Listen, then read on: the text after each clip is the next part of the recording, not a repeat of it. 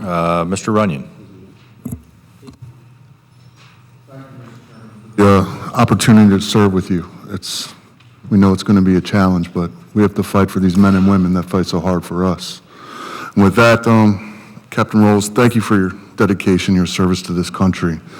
And I sincerely apologize to you, your wife, and the rest of your family for having to go through this, because it's not a pressure you need on you or your family, especially in the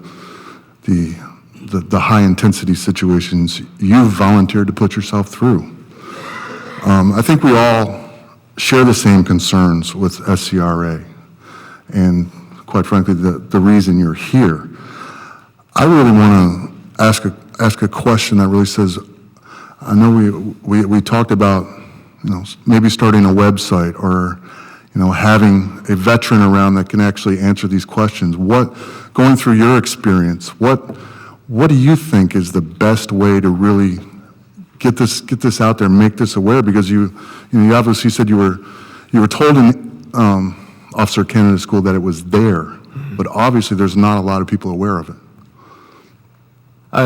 Sir, I believe that education first, right, when they reach the schools, the recruits or the candidates, that's a great place to start, because you reach everyone right then. You're not going to miss a single one who doesn't go through the military, who's not going to go through some sort of basic training. But I also believe that there should be a sustainment to that, because you are hose-fed through basic training. You do get a lot of classes, and a lot of times, you're sleep deprived, because that's how they break it down and build you up to make you a Marine or a sailor or a soldier.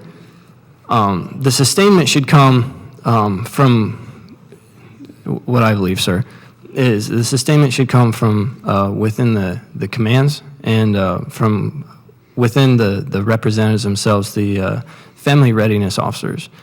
Each command has one, from my experience in the Marine Corps, and I just believe that it's a education mindset where we push more information to the family readiness officers, because they are the ones who can contact the wives, the families, when we're in the field, when we're in the air, when we're deployed, and to make them more aware of this, and because every soldier, sailor, and Marine doesn't want to worry about finances, but they worry about back home.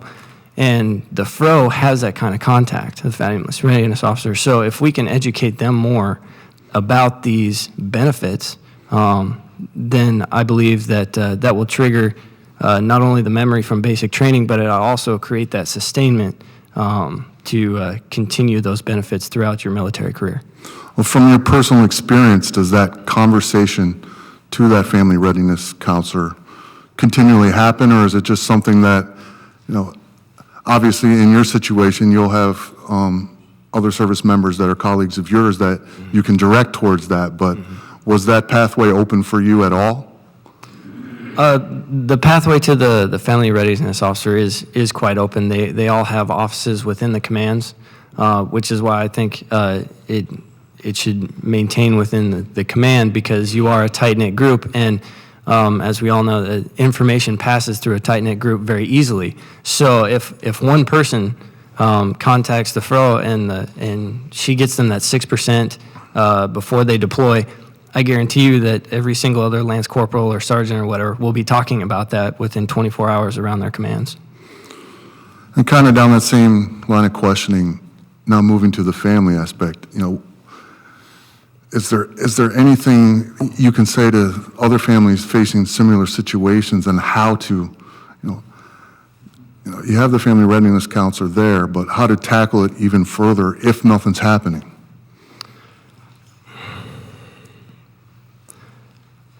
I believe it would be tough for every single person to run to the bank and say, these are my rights, because everyone is so busy. And everybody wants to keep their personal finances close, because we are strong and prideful, and we don't want to admit we need help. But to go further, I think if it could be easier to go to the banks and simply say, I'm a service member and I'm being deployed next month. And for the banks to know the SCRA so well that they can say, okay, great, we're going to do this, and this for you. thank you very much for your service, have a great day. And then for that to happen, it would make things so much easier for the service members instead of this piece of paperwork here and this piece of paperwork here and this procedure here, and oh, please re-verify this, and you need a letter from your command. If the banks were so aware of SCRA protections that you could just walk in and say, here are my deployment orders, and for everything to be settled, I think that would be best, sir. And as we've seen, the only way to do that is to have an enforcement arm that gets their attention. That's the only way that they are going to do what Captain Rowles has suggested. Thank you guys for your time, and I yield back, Mr. Chairman.